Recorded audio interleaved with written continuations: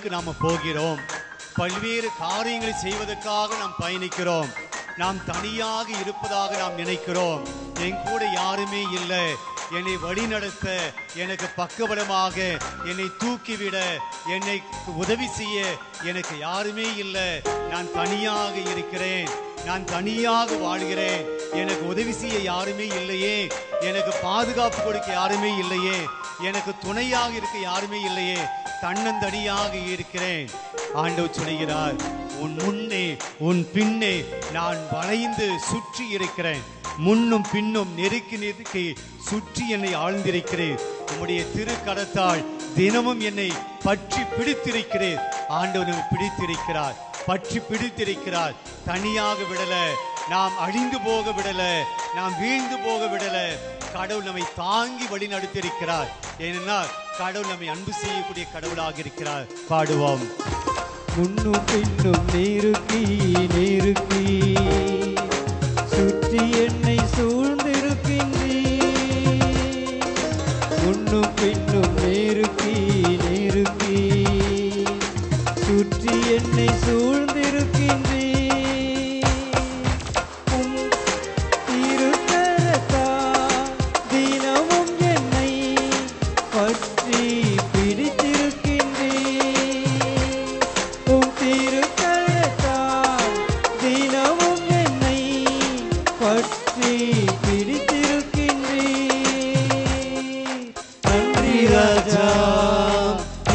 ராஜா, நன்றி ராஜா, இயேசு ராஜா, என்னை காண்பவரே, தினம் காப்பவரே, என்னை காண்பவரே, தினம் காப்பவரே. இறைவாக்கில் சொல்லுகிறார், தாயின் வயிற்றில் இருக்கிற போதே, உன் தாயின் கருவில் நீ இருக்கிற போதே நான் உன்னை பார்த்த தெய்வனாய் இருக்கிறேன். உன் தாயின் வயிற்றில் நீ உருவாக முன்பே நான் உன்னை அறிந்த தெய்வனாய் இருக்கிறேன். பாருங்க, அப்பா அம்மா கூட நாம் வயிற்றில் இருக்கிற போது நம்மை பார்க்க இயலாது. நாம் எப்படி வளர்கிறோம் என்று அவர்களுக்கு தெரியாது. ஆனால் வேதம் சொல்கிறது, இறை வார்த்தை சொல்கிறது, உன் தாயின் வயிற்றில் இருக்கிற போதே நான் உன்னை அறிந்த தேவனாய் இருக்கிறேன். கருவை உன் கண்கள் கண்டன, மறைவாய் வளர்வதை நீர் கவனித்தீரே. கடவுள் தாயின் வயிற்றில் நாம் வளர்கிற போதே நம் மீது அன்பு கொண்டார், நம்மை கவனித்திருக்கிறார். பாடுவோம். என்னை காண்பவரே, தினம் காப்பவரே, என்னை காண்பவரே, தினம் காப்பவரே. ஆண்டவர் இயேசுவை உற்று பார்ப்போம்.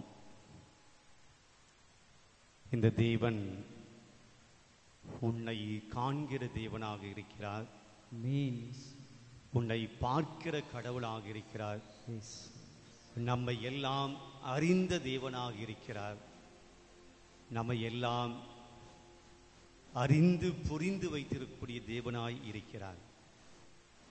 நாம் நடப்பதும், நாம் படுப்பதும், நாம் இயங்குவதும், நாம் செய்வதும், நாம் பேசுவதும் எல்லாம் அறிந்த தேவனாய் இருக்கிறார். உன் நிலை இந்த தேவனுக்கு புரியும். இந்த நிமிடத்திலே என்ன துக்கத்தோடு, வேதனையோடு, கவலையோடு, கஷ்டத்தோடு நீ வந்திருக்கிறாய் என்பதை இந்த தேவனுக்கு புரியும். ஏனென்றால் அவர் உன் மனதை, உள்ளத்தை பார்க்கக்கூடிய கடவுளாய் இருக்கிறார். நம் தேவன் முகத்தை பார்க்கக்கூடிய கடவுள் அல்ல, முகத்தை மட்டுமே பார்க்கக்கூடிய கடவுள் அல்ல. மனிதர்கள் முகத்தை பார்ப்பார்கள், நானோ உன் உள்ளத்தை பார்க்கிறேன். ஆண்டவர் உன் உள்ளத்தை அறிவார், உன் உள்ளத்தில் இருக்கக்கூடிய சோகத்தை, வேதனையை அறிவார். கடவுள் இந்த உலகத்தை எல்லாம் பார்க்கிற தேவனாக இருக்கிறார். அண்ட சராசரங்களை எல்லாம் பார்க்கிற தேவனாக இருக்கிறார். அவருடைய பார்வையிலே நீ தப்பிக்க முடியாது, அவருடைய பார்வையிலே நீ விலகி நிற்க முடியாது. கடவுள் உன்னை பார்க்கிறார், கடவுள் நம்மை பார்க்கிறார், ஆய்ந்து அறிந்திருக்கிறார். மக்களுக்கு தெரியல உன் கஷ்டம், உன் பெற்றோருக்கு தெரியல உன்னுடைய வேதனை, உன் கணவனுக்கு புரியல உன்னுடைய துக்கம், உன்னுடைய மனைவிக்கு புரியல உன்னுடைய கஷ்டம், உன் பிள்ளைகளுக்கு தெரியல உன்னுடைய மனவேதனை.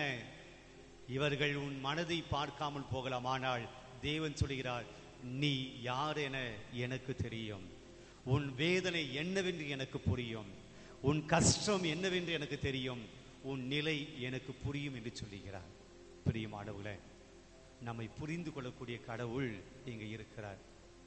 நம்ம தெரிஞ்சு வச்சுக்கூடிய கடவுள் இங்க இருக்கிறார்.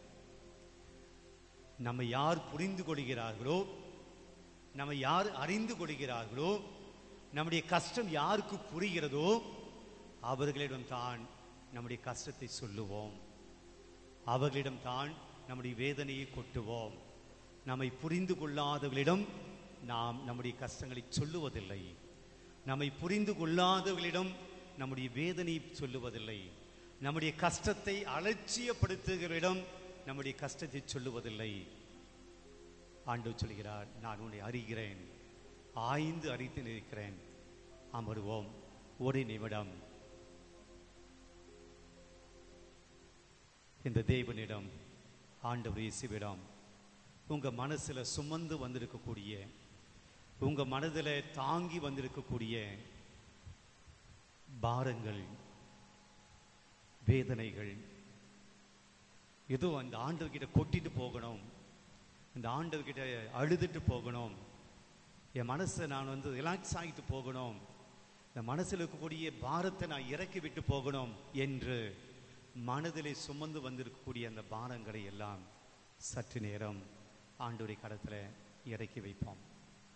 ஏன்னா இயேசு சொல்கிறார், நான் உன்னை அறிந்த தேவனாக இருக்கிறேன், நான் உன்னை புரிந்து கொள்கிறேன்.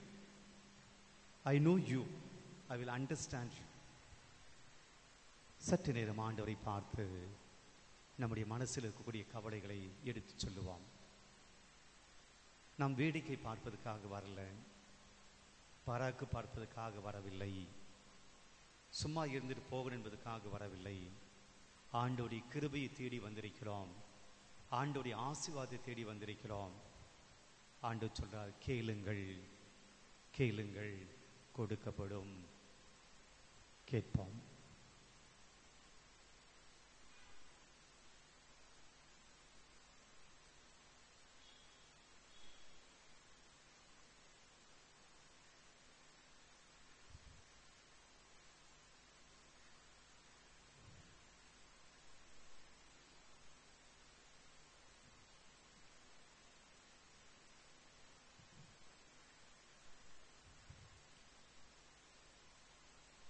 குடும்பத்தில் சண்டை போட்டுட்டு சமாதானம் இல்லாமல், அன்பு இல்லாமல், ஒரு ஆறுதலான வார்த்தை இல்லாமல்,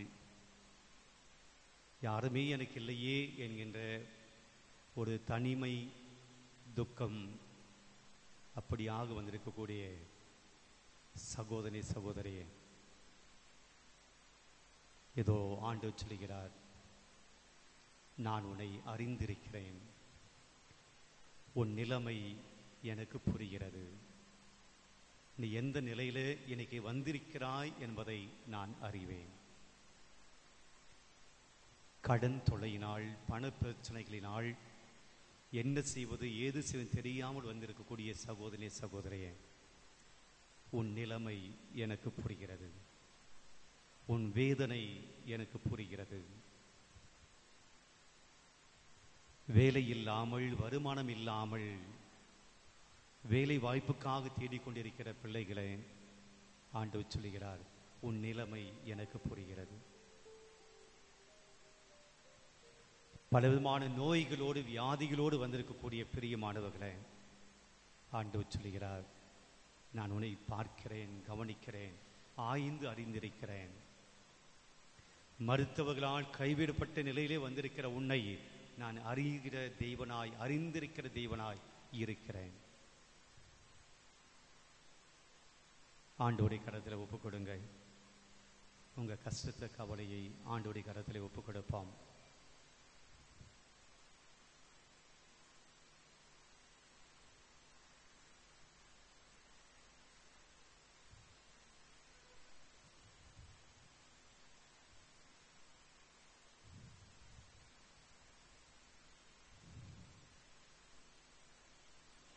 ஆண்டவர்கிட்ட சொல்லுவோம்,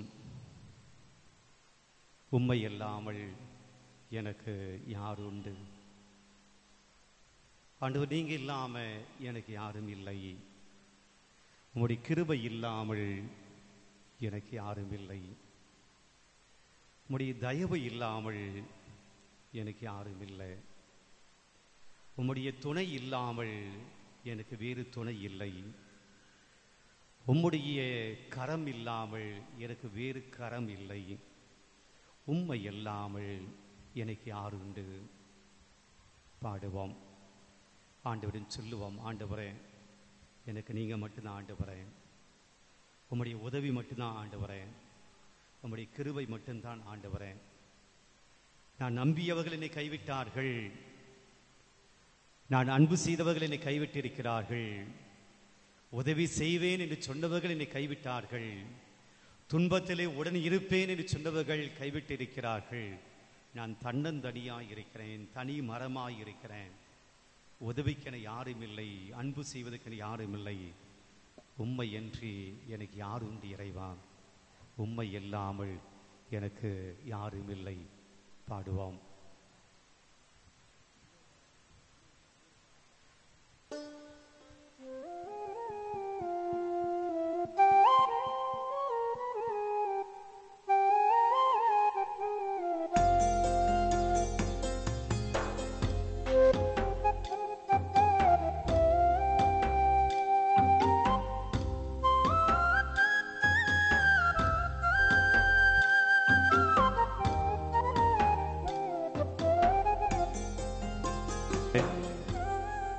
யார் எங்களை கைவிட்டாலும், யார் எங்களை தூற்றினாலும், யார் எங்களை ஏமாற்றினாலும், யார் எங்களை புரிந்து கொள்ளாமல் போனாலும், யார் எங்களை அன்பு செய்யாமல் போனாலும், ஆண்டவரே இயேசுவே, நீர் எங்களோடு இருக்கிறேன். நன்றி சொல்லுகிறோம். நன்றி. உம்முடைய கரம் எங்களை பற்றி பிடித்திருப்பதற்காய் நன்றி சொல்லுகிறோம். எங்களுடைய ஆபத்தான நேரத்தில் எங்களுடைய அருகாமையில் நீ இருப்பதற்காய் நன்றி சொல்லுகிறோம். நன்றி. இந்த உலகம் எங்களை பிரிந்து, இந்த உலகம் எங்களை விட்டு விலகினாலும் நீர் எம்மோடு இருப்பதற்காக நன்றி சொல்லுகிறோம். நன்றி நன்றி இயேசுவே. நன்றி ஆண்டவரே. நன்றி தெய்வமே. Thank you Jesus. Thank you Jesus. Thank you Jesus. Thank you Jesus. Thank you Jesus. Thank you Jesus. Praise the Lord. Praise the Lord. Praise the Lord. Praise the Lord. Praise the Lord. Praise the Lord. Hallelujah. Hallelujah. Hallelujah. Hallelujah. Hallelujah. Hallelujah.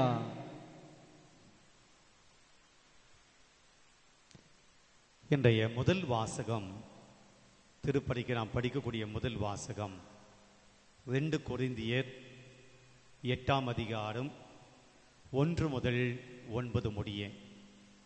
இதை நாம் கொஞ்சம் தியானிப்போம். தியானித்து இறை ஆசிரை நாம் பெற்றுக்கொள்வோம்.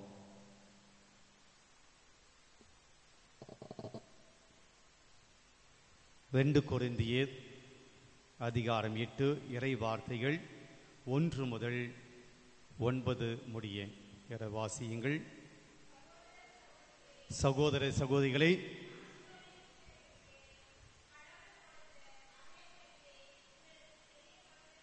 பவுலடியார் Corinth நாட்டு மக்களுக்கு ஒரு செய்தியை சொல்றார். என்ன சொல்றாரு? சகோதர சகோதரிகளே, கொரிந்து நாட்டு மக்களை பார்த்து சொல்றார், சகோதர சகோதரிகளே, மாசிதோனியா திருச்சபைகளுக்கு கடவுள் கொடுத்த அருளை பற்றி நான் உங்களுக்கு தெரியப்படுத்த விரும்புகிறேன் அப்படின்னு இன்ட்ரடக்ஷன் கொடுக்க. மாசிதோனியா திருச்சபை என்பது என்ன அப்படின்னா, பிலிப்பு திருச்சபை, தெசலோனிக்கிய திருச்சபை, இதெல்லாம் மாசிதோனிய திருச்சபை. இதெல்லாம் வடக்கு பகுதியில் இருக்கக்கூடிய திருச்சபைகள். அந்த திருச்சபையை கடவுள் எப்படி ஆசீர்வதித்தார் என்பதை நான் உங்ககிட்ட சொல்ல போறேன். கொரிந்து நாட்டு திருச்சபை கிட்ட சொல்றாரு. என்ன சொல்றாரு?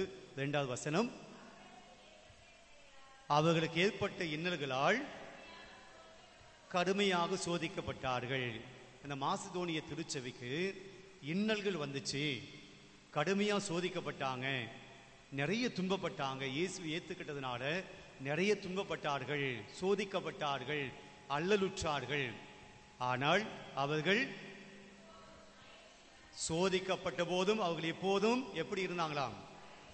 மகிழ்ச்சி நிறைந்தவர்களாக இருந்தார்கள்.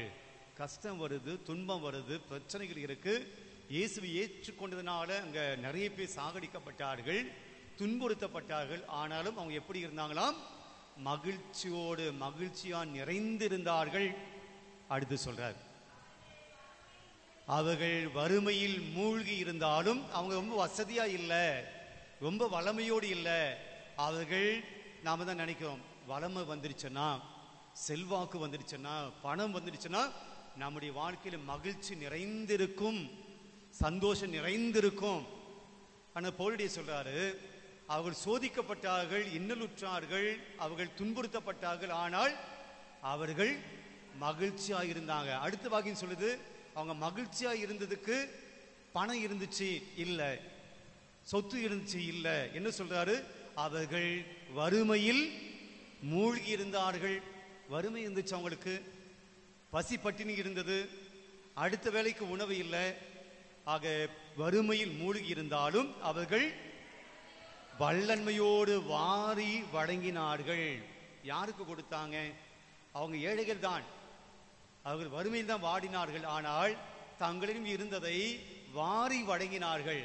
என்ன நடந்துச்சு அப்படின்னா, எருசலேமில் வாழ்ந்த கிறிஸ்தவர்கள் அப்போது நிறைய துன்புறுத்தப்பட்டார்கள். அவர்களுக்கு சாப்பிடுவதற்கு, வாழ்வதற்கு வழி இல்லை. அப்போ என்ன செஞ்சாங்க? இந்த மாசிதோனியாவில் இருந்த, இந்த பிலிப்பு நகரத்தில் இருந்தவர்கள், தெசலோனிக்க நகரத்தில் இருந்தவங்க என்ன செய்தார்களாம்? தாங்கள் வறுமையில் இருந்தாங்க, அவங்க பசியும் பட்டினியுமா இருந்தாங்க. ஆனாலும் கூட என்ன போல கிறிஸ்தவன் எருசலேமில் என்ன படுகிறான்? துன்பப்படுகிறான். என்னை போல இயேசு கொண்டவன் அங்க சாப்பாடு இல்லாமல் இருக்கிறான், உணவு இல்லாமல் இருக்கிறான். எனவே அவர் என்ன செய்தார்களாம்? தங்களுடைய வறுமையிலும் கூட அவர் என்ன செய்தார்கள்? வாரி வழங்கினார்கள். யாருக்கு? எருசலேம் நகரில் இருக்கக்கூடிய கிறிஸ்தவர்களுக்கு வாரி வழங்கினார்கள். அவர்கள் தங்களால் இயன்ற அளவுக்கு,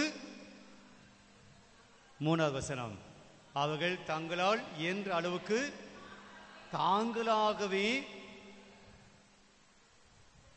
தாங்களாகவே கொடுத்தார்கள். ஏன்? அளவுக்கு மீறியே கொடுத்தார்கள். யாரையும் ஃபோர்ஸ் பண்ணல, கம்பல் பண்ணல, நான் உங்களை கட்டாயப்படுத்தல, நான் உங்களை கொடுங்க அப்படின்னு சொல்லல. பவுலே சொல்றார், யாரும் அவங்களை கட்டாயப்படுத்தல. தீத்து அங்க இருந்தாரு, தீத்து கட்டாயப்படுத்தல. அவர்களாகவே அந்த மனுஷனுடைய, அந்த மக்களுடைய பிரச்சனையை கேள்விப்பட்டு அவர்களாகவே கொடுத்தார்கள், தாங்களாகவே கொடுத்தார்கள். ஏன்? அளவுக்கு மீறியே. கொடுக்கிறது கொஞ்சம் இருந்தாலும் இதை விட அதிகமாக கொடுக்கணும் என்று அளவுக்கு மீறியே கொடுத்தார்கள். இதற்கு நானே சாட்சி. பவுலுடைய சொல்றார், நானே சாட்சி, நானே பார்த்தேன், கண்ணால பார்த்தேன், அவர்கள் கொடுத்தார்கள். 4வது வசனம், இறை மக்களுக்கு செய்யும் அறப்பணியில் பங்கு பெறும் பேறு தங்களுக்கு அளிக்கப்பட வேண்டும் என மிகவும் வருந்தி கேட்டுக்கொண்டார்கள்.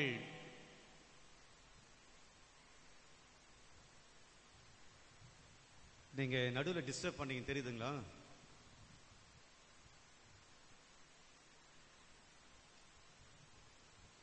பிரியமானவர்களே, அந்த வசனம் ரொம்ப முக்கியமான 4வது வசனம்.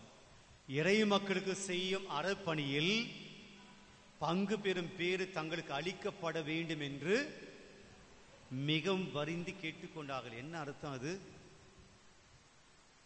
இறை பணியில், அறப்பணியில் நாங்களும் பங்கு பெற வேண்டும் என்று ரொம்பவும் வருந்தி கேட்டுக்கொண்டாகலாம். என்ன அர்த்தம் அப்படின்னா, அந்த மக்களுக்கு நாங்கள் உதவி செய்யணும், அந்த மக்களுக்கு நாங்கள் ஹெல்ப் பண்ணணும், எங்களுக்கு வாய்ப்பு கொடுங்க, எனக்கு ஒரு சான்ஸ் கொடுங்க, அவங்களுக்கு ஹெல்ப் பண்ணுறதுக்கு, அவங்களுக்கு ஹெல்ப் பண்ணுறதுக்கு எனக்கு ஒரு வாய்ப்பு கொடுங்க, அவங்களுடைய கஷ்டத்தில் நான் பங்கு பெற வேண்டும், அவருடைய துன்பத்தில் நான் பங்கு பெற வேண்டும், எனக்கு ஒரு வாய்ப்பு கொடுங்க. பங்கு பெறும்போது வருந்தி கெஞ்சி, நான் உதவி செய்யணும், எனக்கு ஒரு வாய்ப்பு கொடுங்க என்று கெஞ்சி கேட்டாங்களாம். இங்க பவுலடியா கெஞ்சி கேட்கல, அவங்களுக்கு உதவி செய்யுங்க. ஆனா யார் கெஞ்சி கேட்டது? மக்கள், மாசிதோனியா மக்கள் கேட்டாங்க, எப்படியாவது நாங்க, எங்க கஷ்டம் இருக்கு, வறுமை இருக்கு, எங்களுக்கும் பிரச்சனைகள் இருக்கு, எங்களுக்கும் துன்பங்கள் இருக்கு, ஆனால் அவங்களுக்கு உதவி செய்வதில் எங்களுக்கு ஒரு வாய்ப்பு கொடுங்க, எங்களுக்கு ஒரு சான்ஸ் கொடுங்க என்று வருந்தி கேட்டாங்க. வருத்தப்பட்டு இல்ல, வருந்தி, பெக்கிங், ரெக்வஸ்டிங், எங்களுக்கு ஒரு வாய்ப்பு கொடுங்க. பிரியமானவர்களுக்கு யோசிச்சு பாருங்க. இன்னைக்கு நமக்கெல்லாம் வசதி இருக்கு, வாய்ப்பு இருக்கு, நம்மளால் கொடுக்க முடியும், நம்மளால் அளிக்க முடியும், நம்மளால் ஈகை செய்ய முடியும், உதவி செய்ய முடியும். ஆனாலும் கூட நாம் அப்படி அல்ல. கொடுக்கக்கூடிய நிலைமையில் இருந்தாலும் கூட நாம் எல்லாம் கொடுப்பதற்கு தயங்குகிறோம். வசதி வாய்ப்பும் இருந்தும் கூட நாம் கொடுப்பதற்கு தயங்குகிறோம். ஆனால் அவங்க என்ன சொல்றாரு? அவங்க இன்னலுற்றாங்களாம், சோதிக்கப்பட்டாங்களாம், வறுமையில மூழ்கி இருந்தாங்களாம். ஆனா அப்பேற்பட்ட சூழ்நிலையிலும் என்ன சொன்னாங்களாம்?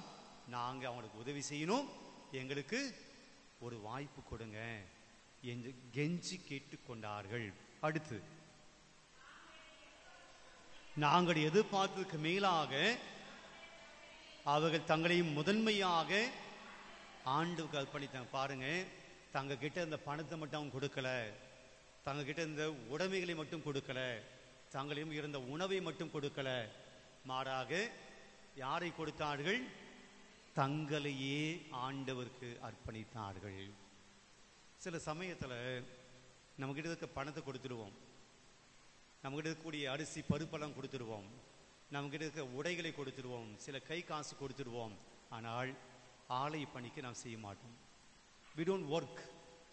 நற்செய்தி பணி அதெல்லாம் நான் செய்ய முடியாது, கடவுளுடைய பணி அதெல்லாம் செய்ய முடியாது, ஆலய பணி அதெல்லாம் செய்ய முடியாது, ஃபாதரோட கொஞ்சம் கோஆப்ரேட் பண்ணணும், அதெல்லாம் எனக்கு டைம் கிடையாது. மறைக்கல்வி ஆசைகளை அனுப்புங்க அனுப்புங்க அனுப்புங்கன்ட்டு நான் கூவிக்கிட்டு இருக்கேன், அதெல்லாம் எங்களால் முடியாது. காணிக்க நன்கொடை அதெல்லாம் பண்ணிடும். ஆனால் ஒரு ஆலயத்தில் வந்து வேலை செய்யணும், அது எங்களால் முடியாது. அவங்க என்ன சொல்றாங்க? எல்லாத்தையும் கொடுத்துட்டு கடவுளிடம் தங்களையே அர்ப்பணித்தார்கள். அடுத்த வாக்கியம் பாருங்க.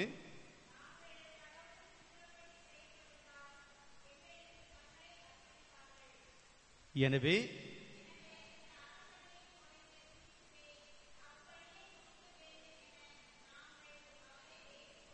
அடுத்த வசனம் இப்போ கொரிந்து மக்களை பார்த்து சொல்றாரு. இதெல்லாம் மாசிதோனிய மக்களுக்கு அவர்கிட்ட இருந்த பண்புகள் எல்லாம் சொல்லிட்டு இப்போ கொரிந்து நாட்டு மக்களை பார்த்து சொல்றாரு பவுலடியார்.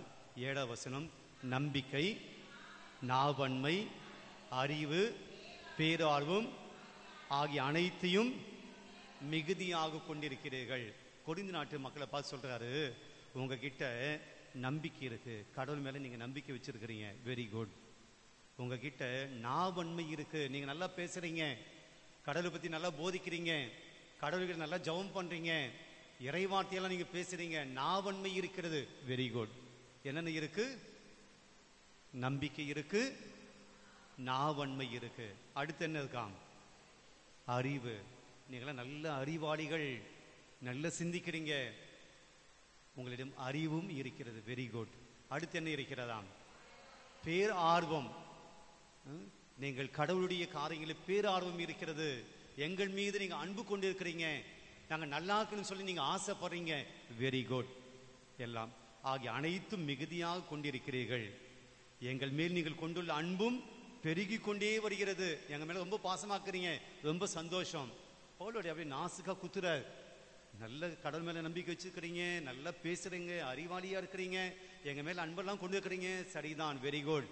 அடுத்த வாக்கியம் சொல்றாரு, எங்கள் மேல் நீங்கள் அன்பு கொண்டு பெருகி கொண்டு வருகிறது, அதுபோல இந்த அறப்பணியிலும் நீங்கள் முழுமையாய் ஈடுபட வேண்டும். எந்த அறப்பணி? எந்த அறப்பணியில் நீங்கள் முழுமையாக ஈடுபடணும்? இந்த மாசிதோனிய திருச்சபை செஞ்சாங்க இல்லையா, ஏழைகளுக்கு உதவி செய்வது, அதுல நீங்க முழுமையா ஈடுபட வேண்டும். இதுதான் இன்னைக்கு முதல் வாசகம். ரொம்ப ஷார்ட்டா என்ன தெரியுங்களா? இயேசு மேல அன்பு வச்சா மட்டும் போதாது, இயேசு பற்றி நாலேஜ் இருந்தா போதாது, பக்கம் பக்கமா பைபிள் படிச்சு அறிவு அப்படியே மனப்பாடமா தெரிஞ்சால் மட்டும் போதாது. பவுலே சொல்றாரு, நம்பிக்கை இருக்கு, நாவன்மை இருக்கு, உங்ககிட்ட வந்து அறிவு இருக்கு, ஆர்வம் இருக்கு, எங்க மேல அன்பும் இருக்கு, ஆனால் உங்களுக்கு யார் மீது அன்பு இல்லை? ஏழைகள் மீது அன்பு இல்லை, அடுத்தவனுடைய கஷ்டத்து மேல உங்களுக்கு அக்கறை இல்லை, அடுத்தவனுடைய கஷ்டத்தை தீர்க்கணும்னு சொல்லி உங்களுக்கு ஆசை இல்லை, அதுவும் இருக்க வேண்டும் என்று சொல்கிறார். பிரியமானவர்களே, ரொம்ப கஷ்டமான வாசகம். இன்னைக்கு ஆண்டவர் அதுதான் எதிர்பார்க்கிறார். அன்பு. நான் இயேசு மீது கொண்டிருக்கிற அன்பு உண்மை அப்படின்னா, இயேசுனுடைய அன்பு என்ன அப்படின்னு எனக்கு தெரியணும். நான் இயேசு மீது கொண்டிருக்கிற அன்பு உண்மை என்றால் இயேசுனுடைய அன்பு எப்படிப்பட்டது அப்படின்னு எனக்கு தெரியணும். இயேசுனுடைய அன்பு எப்படிப்பட்டது தெரியுங்களா?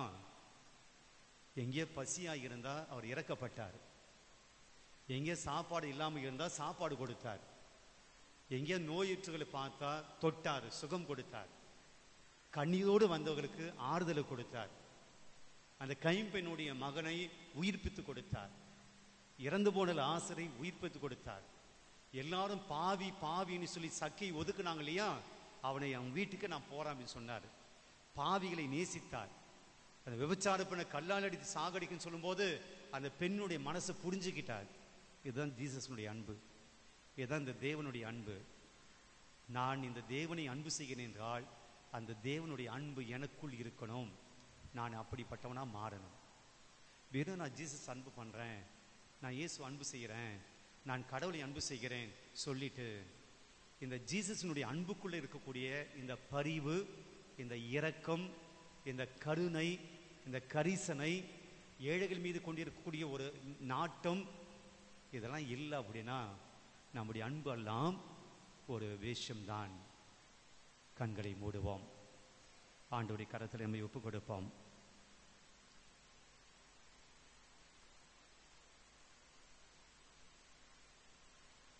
ஆண்டவரே, என் வாழ்க்கையில் உம்மை போல நான் அன்பு செய்யணும். மேலோட்டமான ஒரு கிறிஸ்தவனாக நான் வாழ்ந்து கொண்டிருக்கிறேன். ஆலய வழிபாடுகளில் பங்கெடுக்கக்கூடிய கிறிஸ்தவனாக மட்டும்தான் நான் இருக்கிறேன். என்னிடம் இருப்பதை நான் கொடுப்பதற்கு தயங்குகிறேன். ஏழைகள் மீது நாட்டம் இல்லாமல் இருக்கிறேன். கொடுக்கக்கூடிய வசதியும் வாய்ப்பும் நீ கொடுத்திருந்தாலும் கூட நான் ரொம்ப சுயநலவாதியாக இருக்கிறேன். நான் எனக்கு என் இன்பம், என் மகிழ்ச்சி, என் சந்தோஷம், இப்படியாகத்தான் நான் வாழ்ந்து கொண்டிருக்கிறேன். துன்பப்படுகிற மனிதர்களை பார்த்து எனக்கு இரக்கம் சுரக்கவில்லை. ஆண்டவரே, ஒரு மென்மையான உள்ளத்தை எனக்கு தாங்க. அன்பு கொண்ட, அக்கறை காட்டுகிற, பரிவு காட்டுகிற, இரக்கம் காட்டுகிற, கருணையை காட்டுகிற அந்த மனசை எனக்குள்ள தாங்க. உம்மை போல நான் வாழணும் ஆண்டவரே. உம்முடைய அன்பை நான் எல்லாருக்கும் கொடுக்கணும். பல சமயத்தில் இந்த உலகத்திலே நான் அன்பு செய்யப்படாமல் இருக்கிறேன். என் கஷ்டத்தை யாரும் புரிஞ்சிக்கல. நான் துன்பப்படுவதை பார்த்து ஒதுங்கி போகிறார்கள். என் கஷ்டத்தில் உதவி செய்ய யாரும் வரவில்லை என்ற நிலைமையில கூட நாம் வந்திருக்கலாம். இன்னைக்கு ஆண்டவர் சொல்லுகிறார், என் மகனை, மகளே, நான் உன்னோடு இருக்கிறேன், கலங்காதே. காலமெல்லாம் அன்பு செய்ய உன்னோடு நான் இருக்கிறேன். பாடுவோம்.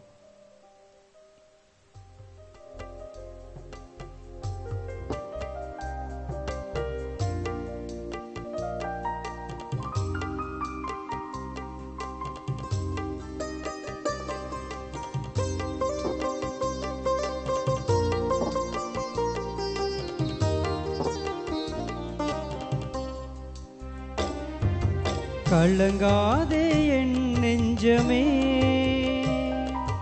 கலங்காதே என் நெஞ்சமே, கர்த்தரேசு அன்பு செய்ய காலமெல்லாம் காத்திருக்க கலக்கம் ஏன் நெஞ்சமே, நெஞ்சமே, கலக்கம் ஏன் நெஞ்சமே. கலங்காதே என் நெஞ்சமே. இருளும் பொயிலும் உன்னை என்ன செய்திடும்? உங்கள் வாழ்க்கையில் வரக்கூடிய இருளோ புயலோ கடுமையான காற்றோ துன்பமோ வேதனையோ உங்களை ஒன்றும் செய்யாது. ஏனென்றால் அன்பும் அருளும் பொழியும் ஆண்டவர் உன் அருகில் இருக்கிறார். கடவுள் நம்மோடு இருக்கிறார். இம்மானுவேல், கடவுள் நம்மோடு. அவரை கடந்து அவரை தாண்டி ஒன்றும் உனக்கு நடக்காது. இருள் சூழ்ந்த நிலைவோடு இருக்கலாம், புயல் வரக்கூடிய நிலையாக இருக்கலாம், ஆனாலும் கூட எத்தீங்கும் உன்னை அணுகாது. இருளும் புயலும் உன்னை என்ன செய்திடும்? அருளும் அன்பும் பொழியும் இயேசு அருகே இருக்கையில் வாழ்வில் வீழ்ந்து வருந்த போது அவர் தோள் கொடுக்கிறார். தாழ்வில் வாடும் போது அவர் தயவு காட்டுகிறார். நம்பிக்கையோடு பாடுவோம். இருளும் புயலும் உன்னை என்ன செய்திடும்? அருளும் அன்பும் பொழியும் இயேசு அருகில் இருக்கையில். இருளும் புயலும் உன்னை என்ன செய்திடும்? அருளும் அன்பும் பொழியும் இயேசு அருகிருக்கையில். வாழ்வில் வீழ்ந்து வருந்தும் போது தோள் கொடுக்கிறார். வாழ்வில் வீழ்ந்து வருந்தும் போது தோள் கொடுக்கிறார். தாழ்வில் வாடும் போது தயவு காட்டுவார். தயவு காட்டுவார் இயேசு, தயவு காட்டுவார். தயவு காட்டுவார் இயேசு, தயவு காட்டுவார். கலங்காதே என் நெஞ்சமே, கர்த்தர் இயேசு அன்பு செய்ய காலமெல்லாம் காத்திருக்க. கலக்கம் ஏன் நெஞ்சமே, நெஞ்சமே கலக்கம் ஏன் நெஞ்சமே. கலங்காதே என் நெஞ்சமே. முழுதான் படிடுவோம்.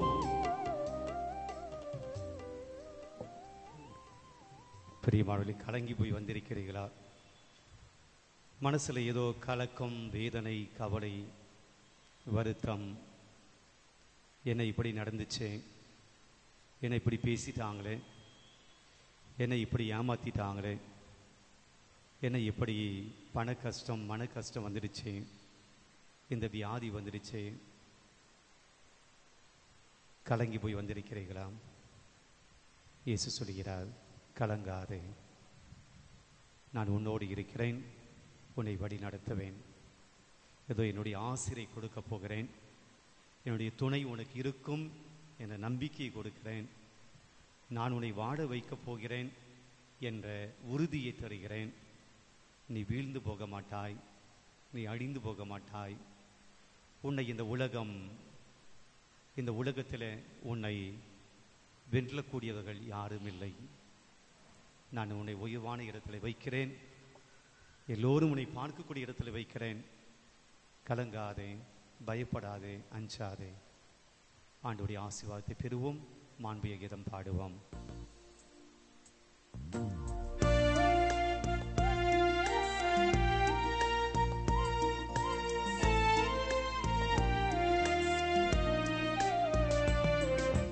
மாண்புயர்யு அருள் சாதனத்தை தாழ்ந்து பணிந்தே ஆராதிப்போம். பழைய நியம முறைகள் அனைத்தும் இனி மறைந்து முடிவு பெருக. புதிய நியம முறைகள் வருக.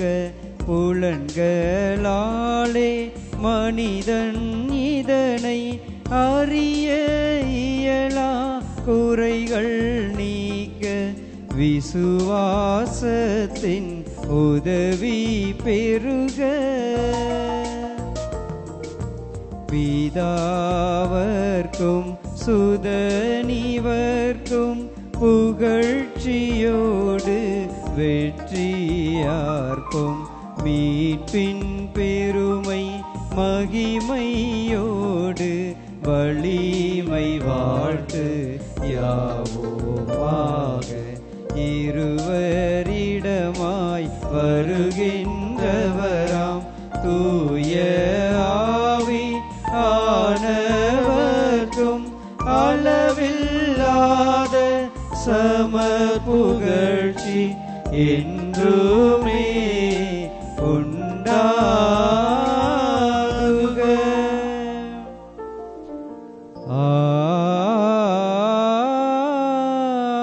ஆமென்.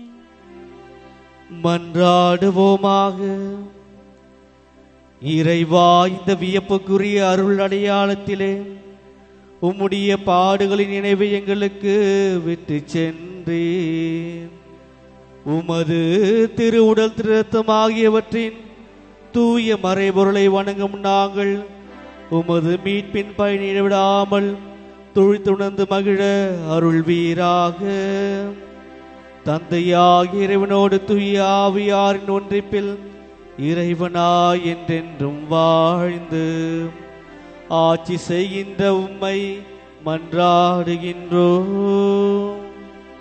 ஆமென்.